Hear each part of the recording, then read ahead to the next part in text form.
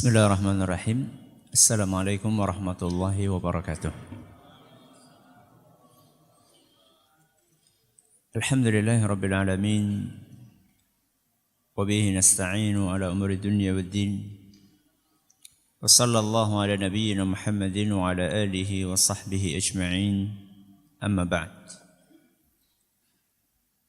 Para hadirin dan hadirat sekalian yang kami hormati, dan juga segenap pendengar Radio Fika Insani 8,8 FM di Purbalingga dan sekitarnya, serta para pemirsa TV yang semoga senantiasa dirahmati oleh Allah Azza wa Jalla. Alhamdulillah, pada hari yang ke-8 ini kita akan menyelesaikan pembahasan tentang rukun iman. Kali ini kita memasuki rukun yang terakhir, yaitu rukun yang ke-6. Beriman dengan takdir. Apa? Beriman dengan takdir. Rukun ini memiliki kedudukan yang sangat vital di dalam agama kita. Saking vitalnya sampai-sampai tauhid seseorang, keimanan seseorang tidak akan sah manakala dia tidak mengimani takdir ini. Ibnu Abbas radhiyallahu anhuma, beliau pernah berkata, Al-qadaru nizamut tauhid. Beriman kepada takdir adalah merupakan penentu dari benarnya tauhid seseorang.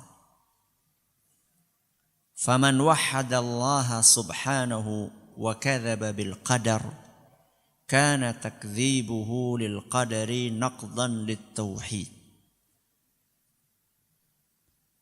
Barang siapa yang mentauhidkan Allah namun dia mendustakan takdir, namun dia mengingkari takdir, maka pengingkaran dia terhadap takdir akan membatalkan tauhidnya. Sebaliknya, wa man wahhadallaha wa amana bil qadar kanatil urwatul wuthqa. Sebaliknya, siapa yang bertauhid dan dia mengimani takdir, maka itulah keimanan yang benar, yang kuat. Seperti biasanya, kita akan membagi kajian kita menjadi 3 tema. Yang pertama, makna. Yang kedua, cakupan. Yang ketiga, buah. Yang pertama, makna iman dengan takdir.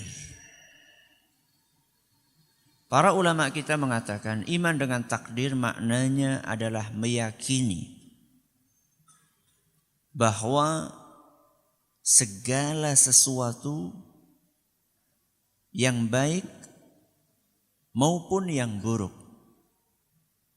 Saya ulangi, iman kepada takdir maknanya adalah meyakini bahwa segala sesuatu yang baik maupun yang buruk terjadi dengan sepengetahuan Allah dan takdirnya. Saya ulangi, iman kepada takdir artinya adalah meyakini bahwa segala sesuatu yang baik maupun yang buruk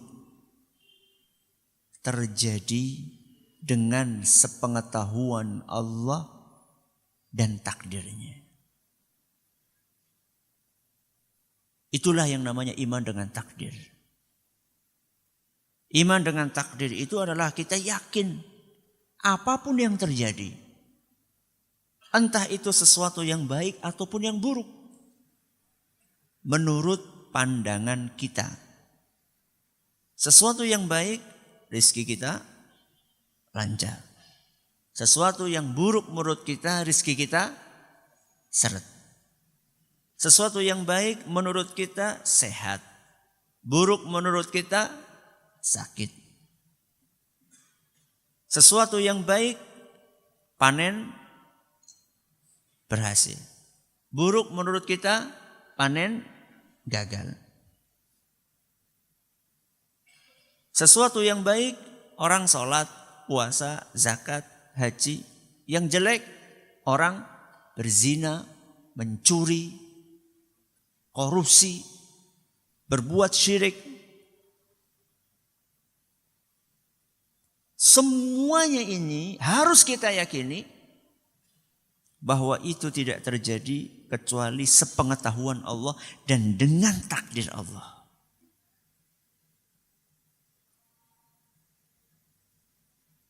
Allah Subhanahu wa taala berfirman dalam surat Al-Qamar ayat 49. Surat apa? Al-Qamar ayat 49. Inna kulla syai'in khalaqnahu biqadar. Sesungguhnya segala sesuatu kami ciptakan dengan takdir. Apapun yang terjadi di alam semesta ini, itu pasti terjadi dengan takdir, kehendak, dan pengetahuan Allah Azza wa Jalla. Makanya Imam Nawawi rahimahullah, beliau mengatakan bahwa iman dengan takdir itu sudah ijma'. Ulama salaf maupun khalaf. Khalaf itu apa? Salaf itu dahulu. Khalaf berarti sesudahnya. Bukan sekarang. Kalau sekarang kontemporer. Ya, kalau sekarang mu'asir. Ulama salaf maupun khalaf, ulama dahulu, para sahabat, para tabi'in, tabi'in. Dan ulama khalaf sesudahnya, mereka semua sepakat wajib. Dan mereka meyakini dengan adanya takdir. Sehingga ketika ada orang tidak percaya dengan takdir, dia bukan hanya menyelisihi Al-Quran, bukan hanya menyelisihi sunnah, dia juga menyelisihi ijma' para ulama. Makanya takdir ini masalah prinsip. Ini tema yang pertama, makna iman dengan takdir. Tema yang kedua, apa tadi? Cakupan. Keimanan kita kepada takdir mencakup 4 poin. Berapa poin? 4 poin. Yang pertama, meyakini bahwa Allah mengetahui segala sesuatu. Meyakini bahwa Allah mengetahui segala sesuatu secara global maupun secara rinci. Secara global maupun secara rinci. Global itu jenengan lahir tahun 80, mati meninggal tahun berapa? Misalnya. Ini global ya. Si fulan ini lahir tahun 80, meninggal tahun 2010. Itu global. Rinci, si fulan itu lahirnya tanggal 20 Juli 1980 jam 10 lewat 20 menit lewat 21 detik. Itu detil namanya. Fulan pada umur 19 tahun lewat 1 hari jam sekian dia akan menikah dengan seorang wanita. Namanya si Fulanah, ketemu di pengajian misalnya. Pengajiannya yang diisi oleh si Fulan dengan tema anu. Ketemunya karena nggak sengaja tabrakan misalnya. Misal, itu namanya rinci. Seluruh kejadian yang global maupun yang rinci Allah sudah tahu. Kapan taunya? Kapan taunya? Sebelum terjadi atau setelah terjadi? Sebelum. Kalau setelah terjadi kita juga tahu. Sebelum terjadi. Dalilnya apa Ustaz? Al-Quran surat At-Talaq ayat 12. Surat apa? At-Talaq ayat 12. Allah berfirman, Alam ta'lam anna Allah ya'lamu ma fis samai wal ard. Tidakkah engkau tahu bahwa Allah mengetahui apa yang ada di langit dan di bumi? Semua yang ada di langit dan di bumi Allah tahu. Dalam ayat lain Allah ngasih sampel. Dalam ayat lain Allah ngasih contoh. Bagaimana detilnya pengetahuan dan ilmu Allah. Allah Subhanahu wa taala berfirman, "Wa ma tasqutu min waraqatin illa ya'lamuha." Tidak ada satu daun pun yang jatuh melainkan Allah tahu. Tahu apa? Kapan jatuhnya, di mana jatuhnya, berapa jatuhnya. Seluruh pohon yang ada di muka bumi. Kapan jatuh daunnya, berapa jatuhnya, kapan jatuhnya, di mana jatuhnya. Hari ini pohon rambutan yang di depan rumah jenengan berapa daun yang jatuh? Berapa? Saya nggak punya pohon rambutan, Ustaz. Yes, pohon apalah? Jenengan punya, wes pohon rambutan mungkin terlalu ini ya. Daunnya terlalu sering jatuh. Wis wit gandul lah. Punya pohon gandul. Pepaya kan jatuhnya kan jarang. Iya kan? Jarang. Coba karena jarang mungkin ngitungnya lebih gampang kan? Karena jarang. Coba kapan terakhir ada daun jatuh pohon pepaya jenengan? Enggak tahu. Padahal itu cuma satu pohon. Sudah satu pohon, daun yang jatuh pun gampang ngitungnya. Allah Subhanahu wa taala semuanya tahu. Mulai dari dahulu sampai hari kiamat. Itulah detilnya ilmu Allah Azza wa Jalla.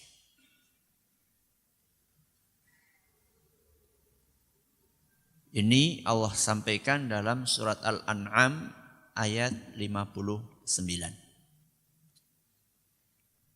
Poin yang pertama. Apa? Meyakini bahwa Allah mengetahui segala sesuatu. Yang global maupun detil. Untuk gampang mengingatnya, kata kunci dalam poin yang pertama apa? Apa? Mengetahui. Itu kata kuncinya. Biar nanti gampang ingatnya. Nanti poin kedua, ketiga, keempat juga ada kata kuncinya. Apa kata kuncinya? Mengetahui. Siapa yang mengetahui? Allah. Yang kedua, meyakini bahwa Allah Subhanahu wa ta'ala telah menulis segala sesuatu sebelum kejadiannya. Meyakini bahwa Allah Subhanahu wa ta'ala telah menulis segala sesuatu sebelum kejadiannya di Lauhul Mahfuz. Saya ulangi. Poin yang kedua, meyakini bahwa Allah telah menulis segala sesuatu sebelum kejadiannya di mana? Di Lauhul Mahfuz. Siapa yang bisa menemukan kata kunci? Menulis. Apa? Menulis. Bukan hanya diketahui oleh Allah, tapi ditulis oleh Allah Subhanahu wa ta'ala secara detil. Apa dalilnya Ustaz? Surat Al-Hajj ayat 70. Surat Al-Hajj ayat 70. Allah berfirman, Alam ta'lam anna Allah ya'lamu ma fis samai wal ard. Apakah engkau tidak mengetahui bahwa Allah mengetahui apapun yang ada di langit dan bumi? Inna dzalika fi kitab. Yang demikian itu semuanya sudah ada di dalam kitab. Maksudnya kitab di sini apa? Lauhul Mahfuz. Seluruh kejadian di muka bumi ini maupun di alam semesta di langit, yang besar maupun yang kecil, detil telah tertulis di dalam Lauhul Mahfuz.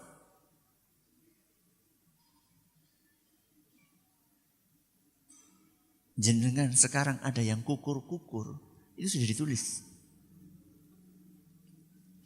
Apalagi yang ngantuk. Kukur-kukur aja ketulis, apalagi ngantuk.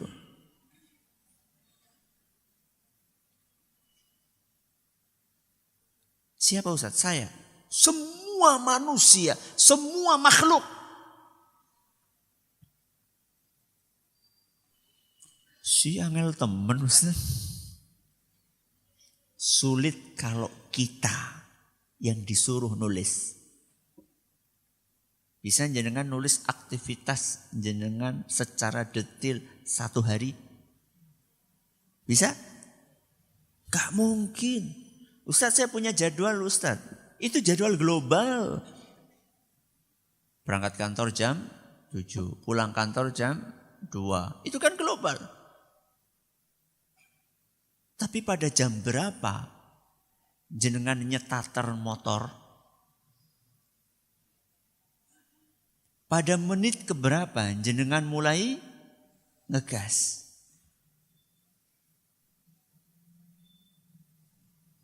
Berhenti di lampu merah menit keberapa? Di lampu merah ngelihat apa? Ketika lagi berhenti batuk berapa kali? 1 hari saja jenengan tulis. Bisa? Gak bisa. Allah tulis apa yang akan kita lakukan seumur hidup kita. Dan bukan hanya yang kita lakukan. yang akan dilakukan oleh seluruh manusia. Dan bukan apa yang dilakukan oleh manusia saja, tapi yang dilakukan oleh binatang, tumbuhan. Makanya kan tadi tumbuhan bicara apa? Daun.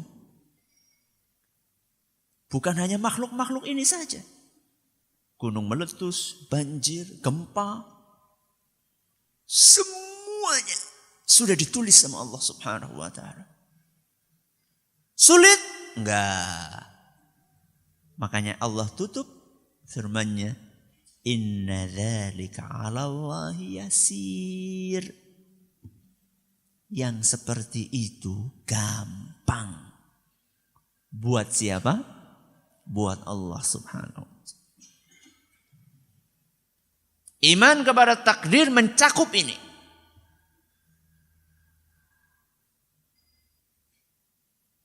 Ustaz, Allah yang nulis.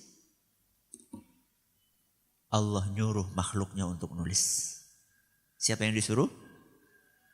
Siapa yang disuruh? Yang disuruh Al-Qalam. Apa Al-Qalam? Bukan kolam ikan. Pena. Apa? Pena. Loh. Yang nulis pena kok Ustadz tadi ngomongnya Allah yang nulis. Dah yang nyuruh siapa? Siapa yang nyuruh? Allah. Kalau ada surat kopnya Presiden Republik Indonesia. Tanda tangannya Presiden. Surat itu ditujukan kepada jenengan. Jenengan ngomongnya dapat surat dari siapa? Yang nulis siapa? Presiden? Jenengan istimewa temen nanti presiden sing nulis. Yang nulis siapa? Sekretarisnya. Apa jenengan bilang, nyongoli surat kang sekretaris presiden? Bukan. Karena yang nyuruh presiden.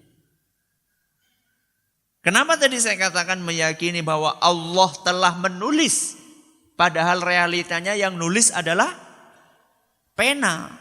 Karena Allah yang nyuruh. Di mana keterangan itu Ustaz? Dalam hadis riwayat Abu Dawud. Dan hadis ini dinyatakan sahih oleh Syekh Al-Albani.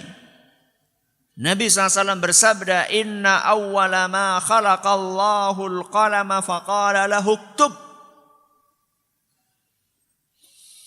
Pertama kali Allah menciptakan kolam. Apa tadi kolam?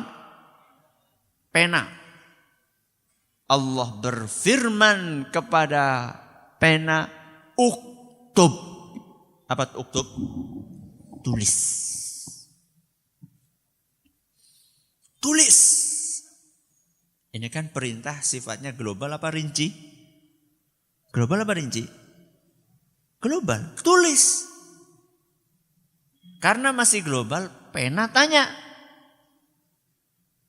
Pena jeneng bisa ngomong Ustadz. Ya iyalah, itu kan bukan pena saya dan pena jenengan. Kalau pena saya dan pena jenengan gak bisa ngomong. Ini penanya siapa? Allah.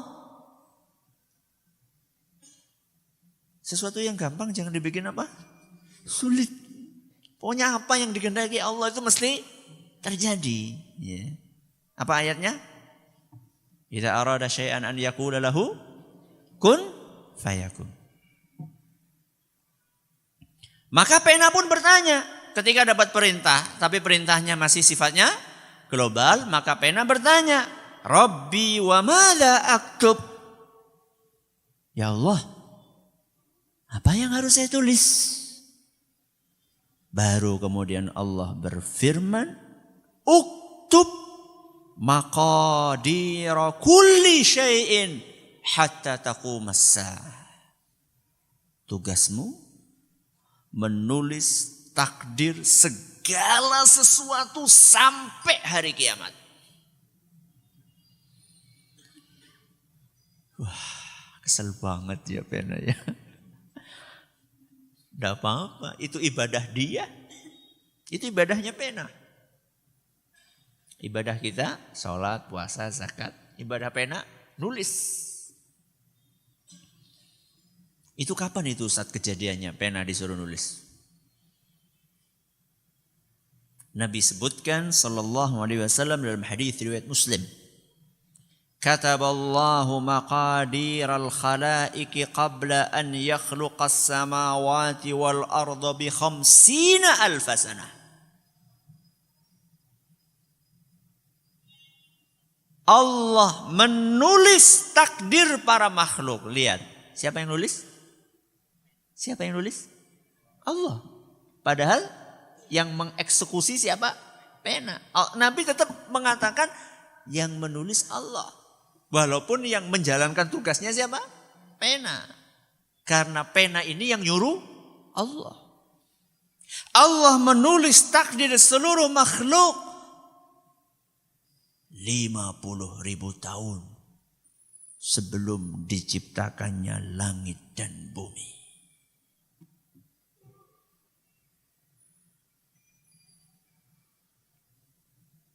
Jenengan mau punya anak 5. Nomor 1 laki-laki, nomor 2 laki-laki, nomor 3 laki-laki, nomor 4 laki-laki, nomor 5 laki-laki. Setelah nomor 5 berhenti, orang duwe anak wadon. Itu sudah ditulis sama pena dengan perintah siapa? Allah. Kapan? 50,000 tahun sebelum jenengan lahir? Bukan. Sebelum adanya langit dan bumi. Yang kedua. Yang ketiga. Meyakini bahwa segala sesuatu terjadi karena kehendak dan kekuasaan Allah. Meyakini bahwa segala sesuatu terjadi karena kehendak dan kekuasaan Allah. Kata kuncinya? Kata kuncinya? Kehendak. Kita ulangi. Yang pertama kata kuncinya apa? Mengetahui. Yang kedua, menulis. Yang ketiga, kehendak. Apa maksudnya? Allah menghendaki ini terjadi.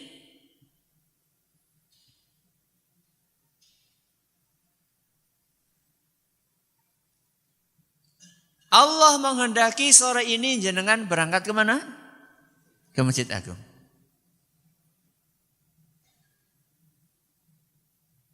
Allah menghendaki sore ini teman jenengan bal-balan. Walaupun jenengan sudah ajak kemana? Ke Masjid Agung. Allah menghendaki kita punya mobil besok misalnya. Allah menghendaki hari ini narik becak dapatnya berapa? 10.000. 10.000 ya. Ya kalau dapatnya 10.000 ya memang sudah itu kehendak siapa? Kehendak Allah. Apapun yang terjadi di muka bumi ini, yang baik maupun yang jelek. Ingat, iman kepada takdir itu mencakup yang baik maupun yang buruk. Maka apapun yang terjadi di muka bumi ini, baik maupun buruk, dengan kehendak Allah.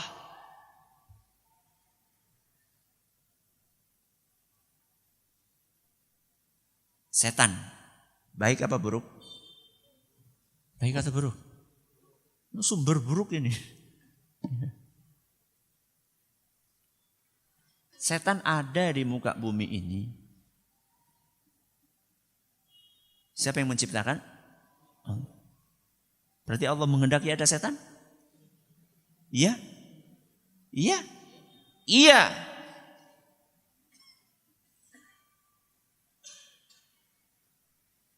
Loh Ustaz, setan kan jahat Ustaz. Kenapa Allah menciptakan setan?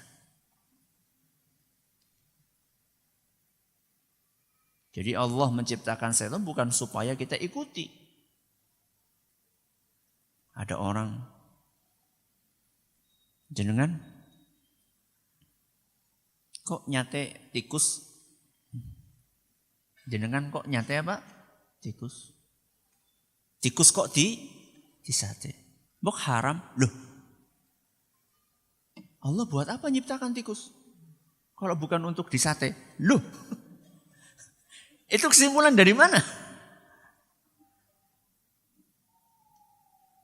Setan diciptakan oleh Allah walaupun aslinya jahat sebagai ujian. Kalau tidak ada setan, Masjid Agung ini penuh terus. Ya.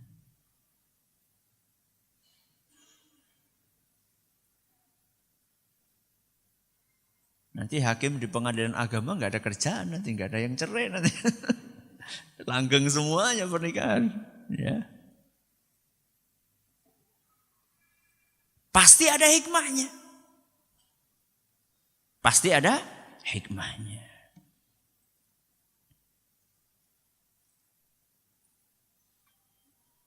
Kalau tikus hikmahnya apa Ustaz?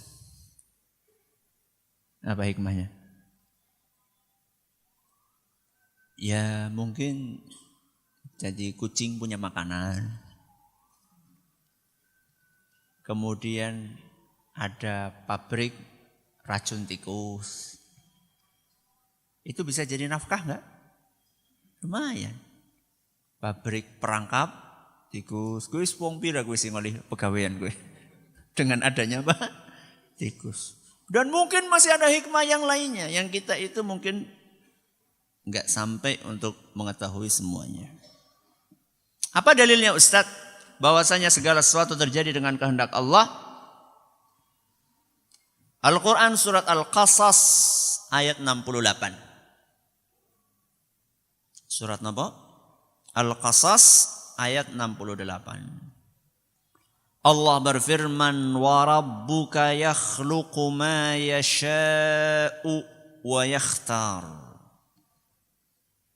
Rabbmu yaitu Allah menciptakan dan memilih apa yang Dia kehendaki.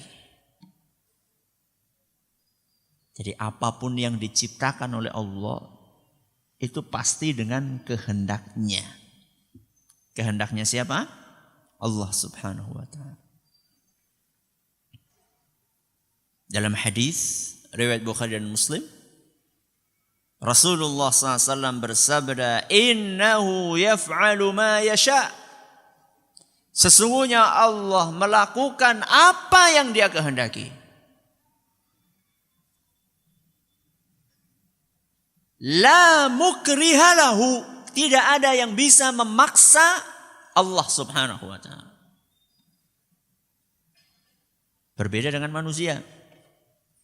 Manusia itu kadang-kadang melakukan sesuatu yang tidak dia kehendaki. Dipaksa oleh seseorang untuk melakukan sebuah perbuatan. Dia nggak mau, dia tidak mau, dia tidak pengen. Tapi mau nggak mau karena dia dipaksa, dia lakukan. Allah nggak. Seluruh apa yang diperbuat oleh Allah dengan kehendaknya dan tidak ada yang memaksa Allah Subhanahu wa ta'ala. Yang ketiga. Kita ulangi. Yang pertama kuncinya mengetahui. Yang kedua menulis. Yang ketiga kehendak. Yang keempat meyakini bahwa Allah lah yang menciptakan segala sesuatu. Meyakini bahwa Allah lah yang menciptakan segala sesuatu. Siapa yang bisa menemukan kata kuncinya? Menciptakan.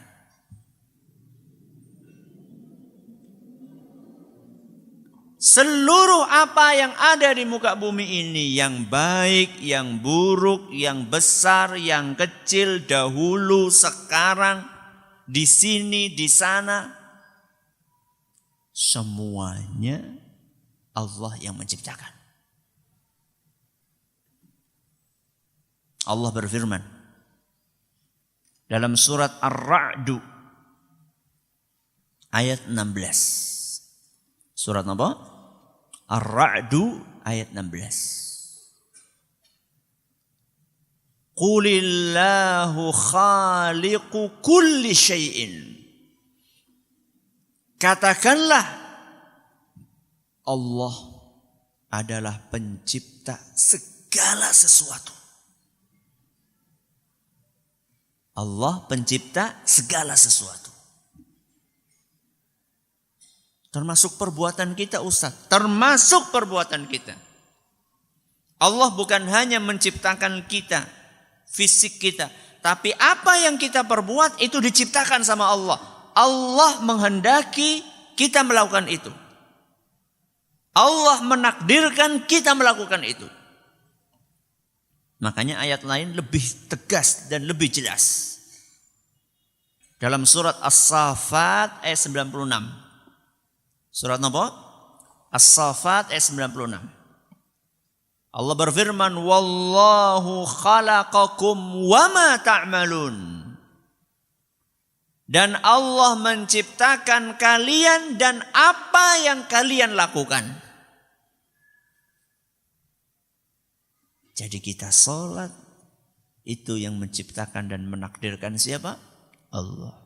Kita puasa, yang menakdirkan Allah. Kita bohong, yang menakdirkan? Hah? Kok berhenti? Kita bohong? Hah? Allah atau bukan? Allah yang menakdirkan. Cuman Allah gak suka kalau kita bohong. Jadi jangan, Allah kok yang ciptakan, gak apa-apa bohong. Bukan, Allah gak suka.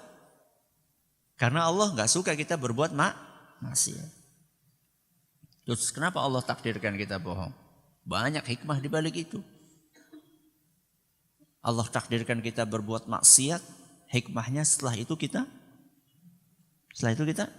taubat. Kita taubat dapat pahala enggak? Dapat pahala. Ya. Dari awal saya katakan, beriman dengan takdir yang baik dan yang buruk. Semuanya. Ya. Ustadz, kalau misalnya semuanya sudah ditakdirkan Allah, kita pasrah aja, Ustadz. Pasrah dengan apa? Dengan takdir. Ini pertanyaan ini pernah ditanyakan sahabat Nabi SAW kepada Nabi SAW. Jadi pikiran itu bukan pikiran yang baru. Itu sudah lama pikiran itu. Rasulullah SAW pernah bersabda, "Ma minkum min ahadin illa waqad kutiba maq'aduhu minan nari wa maq'aduhu minal jannah." Masing-masing kalian, kata Nabi SAW, sudah ditentukan di surga atau di neraka.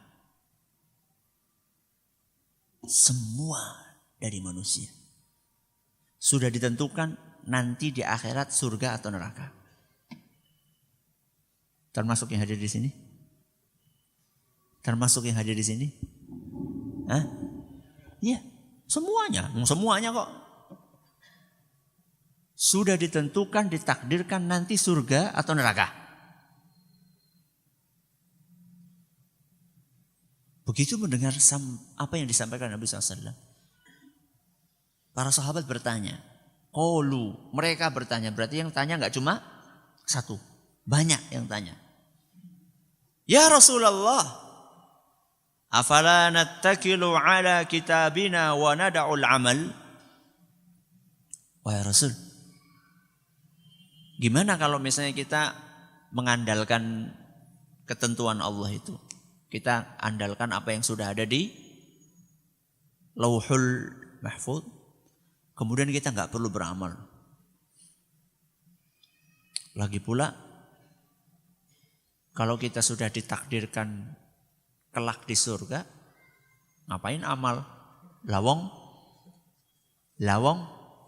masuk surga kok. Atau sebaliknya, kalau ternyata ditakdir masuk neraka, ngapain? Capek-capek amal. Toh nanti juga masuk neraka.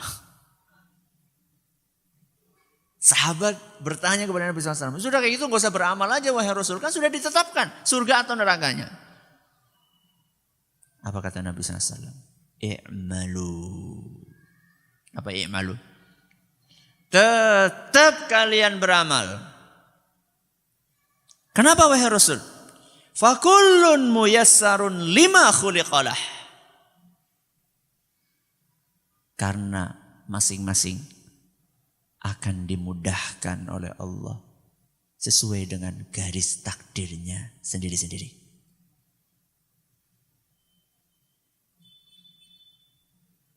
Saya kasih ini hadis riwayat Bukhari dan Muslim. Saya kasih contoh. Sekarang jenengan di mana? Di mana? Masjid. Lagi ngapain? Ngaji. Ngaji ini jalan kemana? Surga apa neraka? Surga. Mudah-mudahan ini pertanda bahwa kita ditulisnya di surga. Mudah-mudahan. Ya, mudah-mudahan itu berarti sesuatu yang belum pasti. Tapi kita disuruh berbaik sangka. Kita disuruh berbaik sangka. Allah berfirman, Ana inda dhanni abdi bi. Aku itu kata Allah, terserah bagaimana hambaku berprasangka kepadaku. Kalau kita berprasangka baik, maka kita akan dikasih yang baik. Kita ini sedang dimudahkan oleh Allah menuju takdir kita.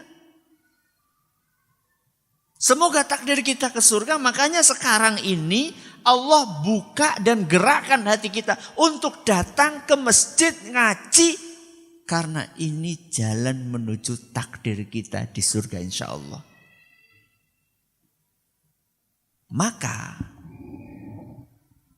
kalau sudah dimudahkan sama Allah jalannya, jangan belok. Jangan apa? Belok. Wis cukuplah ngaji nih. Gutul sikip bae ngesuk wis rosah maning. Itu namanya belok itu namanya. Ya. Jadi terus. Jadi saya disuruh ngumumkan. Tanggal 11 sampai 18 Ramadan. Tanggal berapa? 11 sampai 18 Ramadan. 11 itu hari apa ya? Selasa. Itu ada juga pengajian seperti ini. Diisi oleh Ustaz Zakaria Ahmad. Kalau kita belajar akidah dasar, beliau temanya belajar fikih dasar. Fikih dasar. Cara ibadah yang benar insya Allah. Jadi kalau sudah ketemu jalannya, terus ikuti jalan ini. Jangan belok-belok. Ya. Berarti berapa cakupannya? 4. Yang pertama, mengetahui. Yang kedua, menulis. Yang ketiga, berkehendak. Yang keempat, menciptakan. Dan ini semuanya kaitannya dengan Allah. Buah. Pembahasan tema terakhir kita, buah. Apa buahnya kalau kita sudah iman dengan takdir? Banyak buahnya. Kita sampaikan 4. Yang pertama, selalu bergantung kepada Allah. Apa? Selalu bergantung kepada Allah.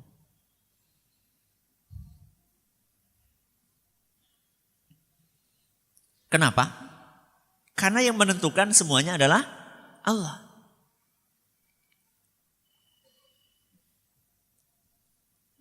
kerja, nyari rezeki.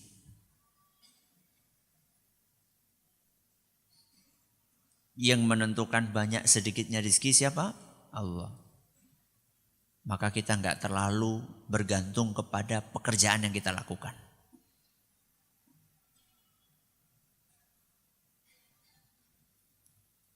Berobat. Kita boleh enggak berobat? Boleh. Nabi SAW nyuruh. Tadawau. Berobatlah kalian. Dalam hadis riwayat Abu Dawud. Dan dinyatakan hasan sahih oleh Imam Tirmidzi. Tapi ketergantungan kita bukan kepada dokter atau bukan kepada obat. Karena yang menentukan sembuh tidak sembuh siapa? Allah. Maka orang yang beriman dengan takdir gak akan pernah dia tawakal sama obat. Atau tawakal sama dokter. Karena dokter gak bisa menyembuhkan, obat apalagi. Buktinya, 2 orang, penyakitnya sama, dokternya sama, obatnya sama, kamarnya sama. Yang satu mari, yang satu R-nya diganti T, mati. Padahal penyakitnya sama, dokternya sama, obatnya sama, rumah sakitnya sama, infusnya sama, mungkin umurnya sama, maksudnya kelahirannya, tahun lahirnya mungkin sama, sama-sama muda, tapi yang satunya sembuh, yang satunya mati. Kalau yang menyembuhkan obat, mestinya kan dua-duanya sembuh. Kenapa yang sembuh cuma satu, yang satunya gak sembuh? Karena kesembuhan bukan di tangan obat atau di tangan dokter. Walaupun kita disuruh untuk berobat. Kenapa? Kita tetap disuruh berobat padahal kesembuhan bukan di tangan obat tapi di tangan Allah. Karena berusaha dan berikhtiar diperintahkan oleh Allah.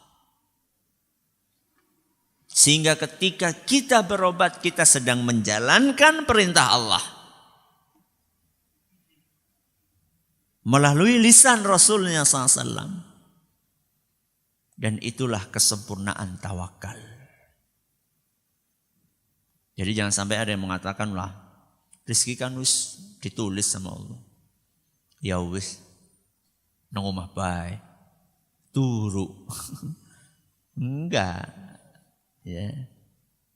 Makanya Nabi SAW ngasih perumpamaan tawakal itu dengan seekor burung. Kata Rasulullah SAW, "Lo annakum tawakkaltum 'ala Allahi haqqa tawakkulih." Kalau tawakal kalian itu serius, kalau tawakal kalian serius, la ruziktum kama yurzaqut thair. Niscaya kalian akan dapat rezeki seperti burung dapat rezeki. Kalau tawakal kita serius dan benar, dimanapun kita berada rezeki akan kita dapatkan. Contohnya burung. Coba kita lihat burung, apa yang dilakukan? Tagdu khimasan wa taruhu bitanan. Pagi hari dia keluar dari sarangnya untuk mencari nafkah. Wa taruhu bitanan. Sore hari pulang, perutnya sudah penuh. Allah ngasih, Rasul SAW ngasih sampel tawakal yang benar dengan burung. Burung kerja enggak? Kerja. Tapi burung itu selalu tergantung dengan Allah Subhanahu wa ta'ala. Alhamdulillah. Kita belum pernah menemukan burung yang sore-sore pulang perutnya masih kosong. Dikasih sama Allah.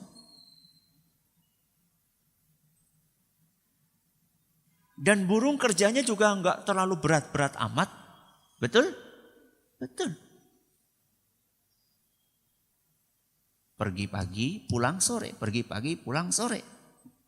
Gak pernah burung ngelembur. Sampai jam 9 malam. Pernah jenengan kecuali burung hantu. Ya, memang dia hidupnya di malam hari. Tapi burung emprit, burung apa namanya? Burung dara dan seterusnya.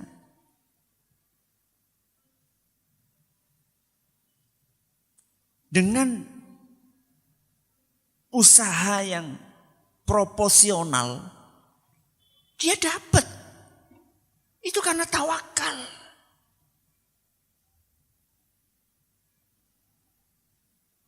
Karena ada sebagian orang kerja itu kayak nggak kenal apa? Waktu.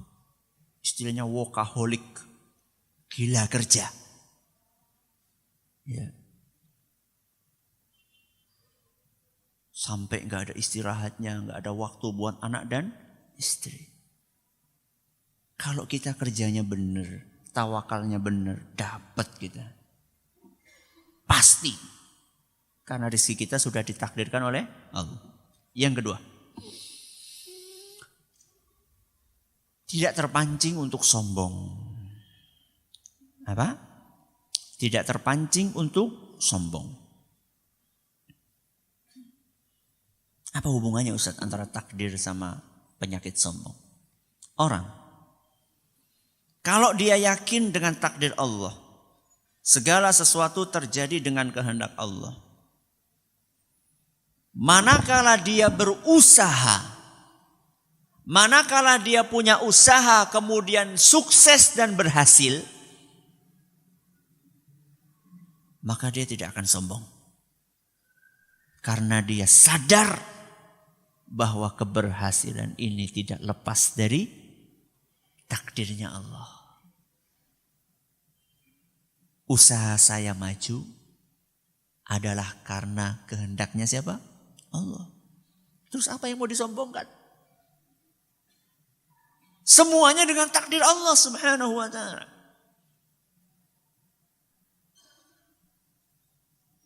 Usaha itu bisa jadi gagal, bisa jadi apa? Sukses. Gagal karena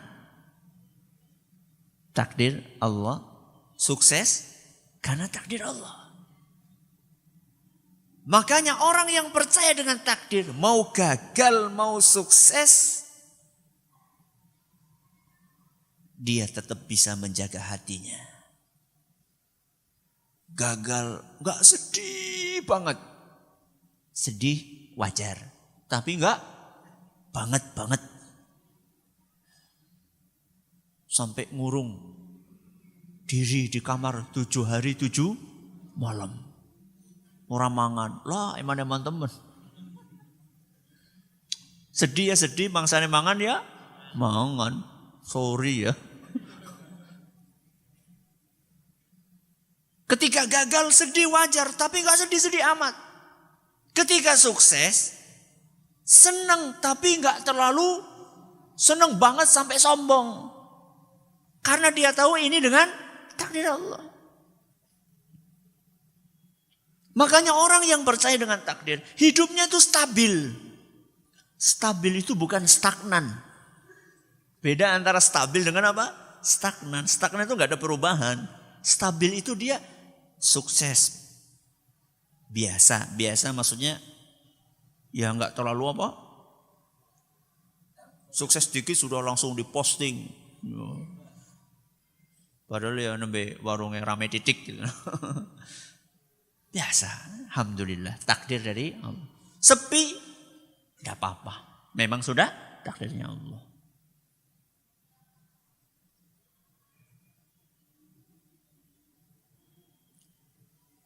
Dua perilaku tadi itu terlalu bahagia atau terlalu sedih. Itu dilarang oleh Allah dalam Al-Quran. Surat Al-Hadid.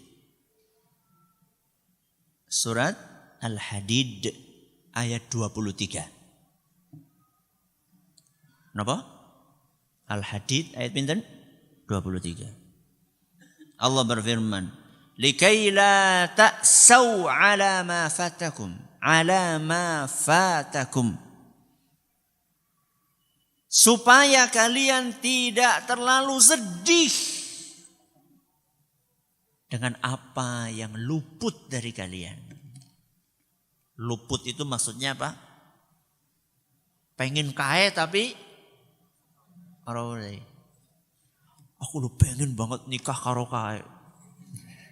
Tapi kedisitan. Gak terlalu sedih. Alah, emang wanita cuma dia apa? Masih banyak wanita di muka bumi ini. Enjoy hidupnya. Likaila ta'sau 'ala ma fatakum. Terus kelanjutannya apa? Kalau tadi kan enggak dapat, berarti kelanjutannya kalau dapat gimana? Wala tafrahu bima atakum. Dan supaya kalian itu tidak terlalu bahagia, tidak terlalu senang sampai sombong dengan apa yang kalian dapatkan. Tetap proporsional, senangnya proporsional, sedihnya proporsional.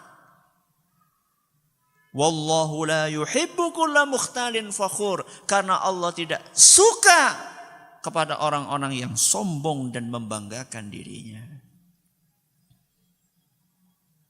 Yang kedua, tidak terpancing untuk apa? Sombong. Yang ketiga, tidak mudah iri. Apa? Tidak mudah iri. Orang itu iri biasanya kapan? Kapan? Kalau ngelihat orang lain dapat nikmat. Ini orang nggak percaya takdir ini. Orang yang iri nggak percaya takdir. Kalau orang percaya takdir dia nggak akan iri. Kenapa? Karena tetangga kita dapat rezeki, siapa yang ngasih? Allah. Kalau kita iri berarti kita protes sama Allah. Bayangkan. Protes kok sama Allah. Protes sama ustadz aja gak sopan. Apalagi protes sama Allah. Ustadz tuh gak ada apa-apanya dibandingkan Allah. Gak ada apa-apanya ustadz itu dibandingkan Allah. Ini protes sama Allah. Ya Allah, kenapa dikasih sama si ini? Kenapa gak dikasih aku? Loh, itu terserah Allah. Segala sesuatu terjadi dengan kehendak Allah. Makanya orang yang beriman ketika akan muncul, orang yang beriman dengan takdir, ketika akan muncul perasaan iri, no way. Bukan why not. Ya. Maka hidupnya enak. Ya. Gak gampang irian. Ya. Gak gampang iri. Allah Subhanahu wa taala berfirman dalam surat An-Nisa ayat 54. Surat An-Nisa ayat 54. Am yahsudunan nasa ala ma atahumullahu min fadlih. Kenapa mereka iri sama orang lain padahal orang lain itu yang ngasih rizki siapa? Allah. Yang keempat. Hati akan tenang dan lapang. Apa? Hati akan tenang dan lapang. Walaupun mengalami ujian yang berat, musibah yang bertubi-tubi. Kenapa? Karena dia tahu bahwa musibah yang menimpanya, ujian yang bertubi-tubi mengalaminya dan menghampirinya, itu dengan takdir Allah. Selama kita beriman, apapun yang ditakdirkan oleh Allah itu yang terbaik. Itu yang terbaik. Rasulullah SAW bersabda dalam hadis riwayat Ahmad. Hadis ini dinyatakan sahih oleh Imam Ibn Hibban dan Syekh Al-Albani. Inna Allah la yaqdi lil mu'mini qada'an illa kana khairan lahu. Allah tidak menakdirkan sesuatu bagi seorang mukmin melainkan sesuatu itu yang terbaik buat dia.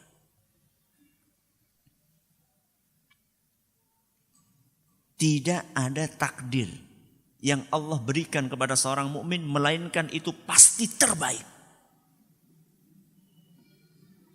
Lamaran ditolak? Jawab. Jawab.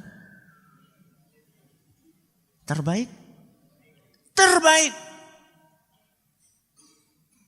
Si kepriwe Ustaz? Lamaran ditolak kok terbaik? Lamaran diterima? Terbaik. Si kepriwe Ustaz? Sing terbaiknya diterima apa ditolak Ustaz? Yang terbaik apa yang ditakdirkan oleh Allah. Kalau memang ditakdirkan diterima itu yang terbaik. Kalau ditakdirkan ditolak itu yang terbaik. Enjoy. Hidupnya enjoy. Yeah. Karena belum tentu yang kita sukai itu baik. Dan belum tentu yang kita benci itu jelek. Allah berfirman dalam Al-Quran surat Al-Baqarah ayat 216. Surat apa? Al-Baqarah ayat 216. Wa asa an takrahu syai'an wa huwa khairul lakum.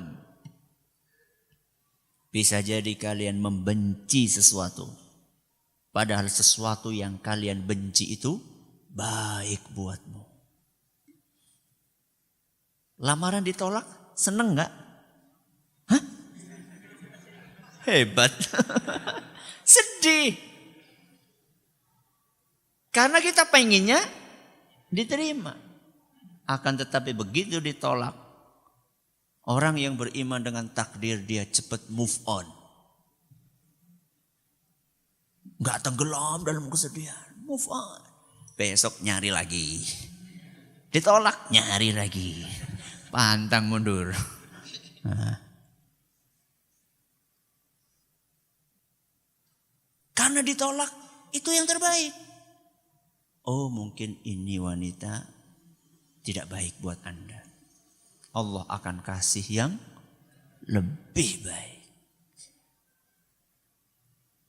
Makanya Allah tutup ayat tadi, surat apa tadi? Al-Baqarah ayat 216. Wallahu ya'lamu wa antum la ta'lamun. Allah itu tahu, kalian tidak tahu. Allah tahu, kalian tidak tahu. Allah tahu apa yang terbaik buat kalian, kalian nggak tahu. Kenapa Allah tahu? Karena ilmu Allah luas. Allah tahu apa yang akan terjadi besok. Dan kalian tidak tahu apa yang akan terjadi besok. Jadi ketika Allah menakdirkan sesuatu, itu yang terbaik buat kita. Allah tahu, kalian gak tahu. Karena kita gak tahu, maka jangan sok tahu. Itu masalahnya. Ngatur Allah. Allah kok diatur? Ini Allah gimana sih? Seharusnya kayak gini. Loh, Masya Allah. Ini siapa? Kok ngatur-ngatur Allah? Ilmu kita itu tipis, sedikit banget. Masa kita ngatur-ngatur Allah? Selesai. Ustaz, ini makalahnya ada yang dapat, ada yang nggak dapat dan seterusnya. Saya akan kumpulkan ini semuanya. Akan saya bikin ya semacam ya kayak buku ya belum lah. Dibikin apa namanya? Diklat gitu ya, apa namanya? Diktat, maaf, diktat. Ya. Cuman kalau mau dibikin diktat ini perlu dikoreksi. Ulang. Ya perlu saya baca lagi, mungkin ada salah tulis, mungkin ada tambahan. Saya usahakan sebelum tanggal 20 Ramadan. Sekarang tanggal berapa? 8. Sebelum tanggal 20 Ramadan saya usahakan sudah jadi. Jadi nanti jenengan sebelum tanggal 20 Ramadan, sebelum tanggal 20 Ramadan itu bisa jadi sore tanggal 19. Namanya juga sebelum ya. Bisa jadi tanggal 15 sudah ada. Pokoknya sebelum tanggal berapa? 20 Ramadan insya Allah. Jangan bisa dapatkan itu mungkin di toko Masjid Agung. Ya, di toko Masjid Agung. Saya taruh di sana nanti. Ya, mudah-mudahan nanti pemuda bisa menggandakan.